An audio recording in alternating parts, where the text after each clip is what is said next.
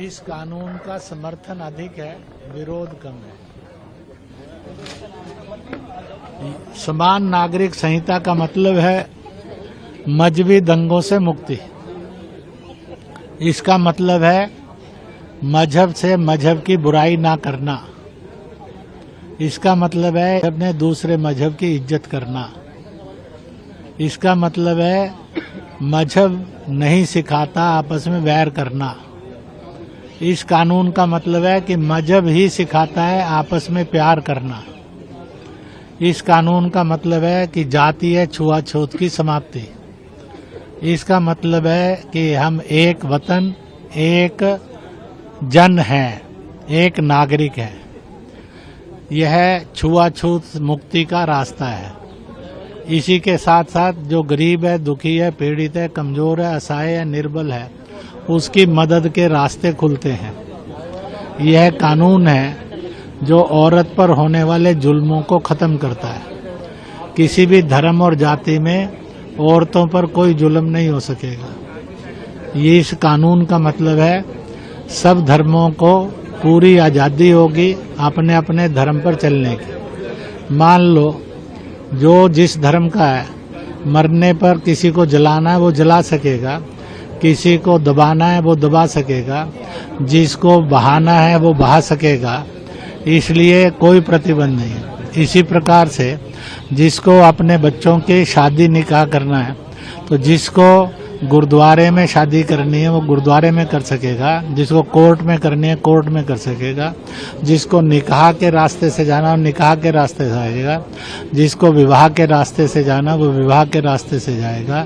इसलिए अपने अपने ढंग से उसको पूरी आज़ादी रहेगी। ऐसे ही तीज त्योहार मनाने होंगे। जिसको नमाज अदा करनी है वो नमाज अदा करे, चाहे एक समय करे चाहे 5 समय करे। जिसको प्रार्थनाएं करनी है वो अलग अलग प्रकार के मंदिर हैं, राधा स्वामी है कि निरंकारी है, ब्रह्म कुमारी है कि कबीर पंथी है, वो और गुरुद्वारे जाता है कि जैन स्थानक जाता है, जैन मंदिर जाता है, बौद्ध विहार जाता है, वह दूसरी और स्थान पर जाता है। तो अपने अपने ढंग से अपनी अपनी जिस भी इष्ट को मानता है इबादत करता है। और इसलिए समान नागरिक कानून घोषित करेगा। कोई काफिर नहीं है, सब बिलीवर हैं।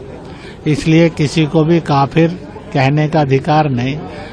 का बिलीफ अपने अपनी तरह के हैं, इसलिए बिलीफ। तो विद इन रिलीजन और without of religions to religion जितने कन्फ्लिक्ट है खत्म होंगे, वह कर सकेंगे। सुख में और दुख में ये एकता पैदा करेगा। कोई यूनियन बनानी है तो एक कानून चाहिए, कहीं दुर्घटना हो गई है तो मुआवजा मिलना है तो एक कानून चाहिए। इसलिए यह कानून एकता, मोहब्बत, भाईचारे का पैगाम और रास्ता है।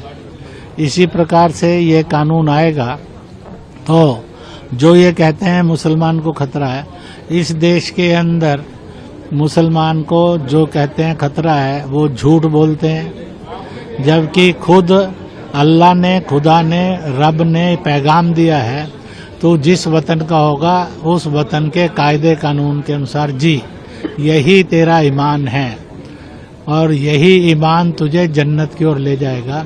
इसलिए मालिक ने पैगाम भेजा, हुब्बल वतनी निस्फुल मीनल ईमान। वतन की मोहब्बत, हिफाजत, कुर्बानी ये ईमान का रास्ता है जो जन्नती है। तो फिर सारी दुनिया में आज भारत में गोवा के अंदर कॉमन यूनिफॉर्म सिविल कोड है। नो प्रॉब्लम टिल टुडे, 75 साल में नहीं आई। किसी मुसलमान ने शिकायत नहीं की, ईसाई ने शिकायत नहीं की, हिंदू ने शिकायत नहीं की, अन्य किसी मत पंथ वाले ने शिकायत नहीं की। और इस देश के अंदर कहीं पर और लोकमान्य तिलक ने, बाबा साहब अम्बेडकर ने, बापू गांधी बापू ने, इसी प्रकार से भगत सिंह ने, इसी प्रकार से सुभाष ने, अम्बेडकर ने भी एक कानून की वकालत की थी। सुप्रीम कोर्ट ने भी बार बार एक कानून की वकालत की, संविधान ने भी एक कानून की परंतु हमेशा मजहब में और जात में बांटकर एक कानून की धज्जियां उड़ाने की कोशिश की गई। अगर हो जाती तो शाहबानों को भी जस्टिस मिल जाता है, जिसको 75 रुपए 80 रुपये 75 पैसे मुआवजा मिलना था, वो भी ना देकर नारी पर जुल्म का इतिहास रचा। तो इसलिए मजहबों के अंदर जो नारी का अपमान है उससे बचेंगे, कुरीतियां दूर होंगी, सब धर्म आपस में मिलजुल कर गले मिलकर फलेंगे फूलेंगे, सब जातियां भी मिलजुल कर रहेंगी, कोई अछूत नहीं कहलाएगा, कोई काफिर नहीं कहलाएगा। इस प्रकार का एक बनेगा। तो मैं आपके द्वारा देशवासियों को अपील करता हूं, जो नेता पार्टियां और मौलाना इमाम मौलवी या और लोग भड़का रहे हैं मुसलमानों को विशेष रूप से, वह भड़काना बंद करें। मुसलमान उनके भड़कावे में नहीं आए, बल्कि उनसे पूछें जो संस्थाएं इतनी बढ़ बढ़ कर बातें कर रही हैं, बताओ उन्होंने और हिंदुस्तान के हित में कौन सा काम किया है, उन्होंने हिंदू मुस्लिम एकता के भाईचारे के हित में कौन सा काम किया, उन्होंने जो गरीब दुखी पीड़ित है उनके लिए कितने शिक्षा संस्थान खोले, कितने रोजगार केंद्र खोले, कितनी उन्होंने वो की। जो कुछ कमियां आ गई हैं मुसलमान में, इनसे मुक्त करने के लिए मुसलमान एक संजीदा हिंदुस्तानी नागरिक बने तो क्या किया है। आज तलाक से पीड़ित इतनी औरतें हैं और उनकी बेहतर जिंदगी और उन बच्चों की बेहतर जिंदगी के लिए उन्होंने क्या किया है। तो मुझे लगता है कि 3 तलाक की लड़ाई मुसलमान से लड़कर ही हारा था, क्योंकि वो सिद्ध ही नहीं कर सके कि तलाक जो है एक इस्लामिक और कुरानिक प्रक्रिया है।